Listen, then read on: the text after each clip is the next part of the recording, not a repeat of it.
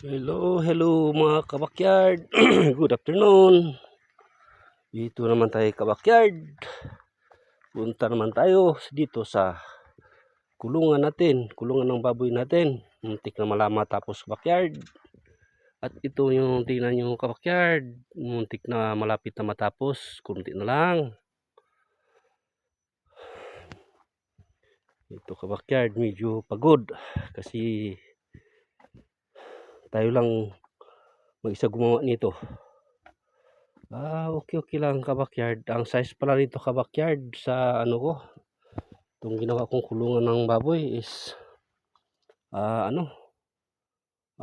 by 12 mga kabakyard. Ito level ko na yung lupa mga kabakyard. Ito kabakyard, ni-level ko yung lupa para i-concrete natin. Ito nagpaputol tayo ng new kabakyard para gawin nating kulungan.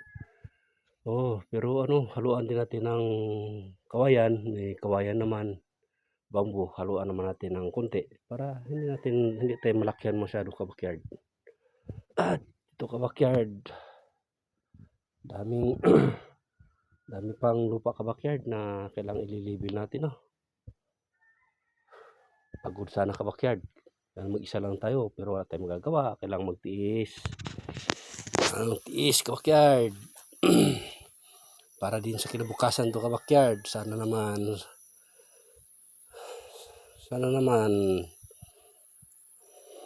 bigyan tayo ng tutulungan tayo ng Panginoon kabakyard sa itong pagsisikap natin.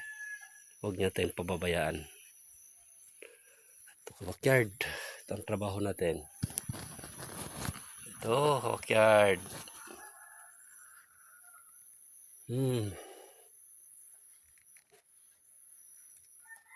Medyo masukal ito sa likod kabakyard, pero tatabasan natin, susunugin natin pag may baboy na tayo.